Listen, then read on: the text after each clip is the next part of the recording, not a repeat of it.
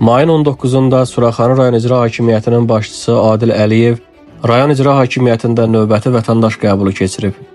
Rayon icra hakimiyyəti başçısının aparatının inzibati binasında baş tutan qəbul zamanı rayon rəhbəri müavinlərin, şöbə müdirlərinin, rayonun idarə, müəssisə və xidmət sahələrinin rəhbərlərinin iştirakı ilə vətəndaşları qəbul edib və onları narahat edən məsələlərlə yaxından tanış olub, müraciət və təkliflərini dinləyib. Hər bir vətəndaşın müraciəti qeydiyyata alınaraq, problemlərin aradan qaldırılması istiqamətində aidiyyatı üzrə müvafiq göstəriş və tapşırıqlar verilib.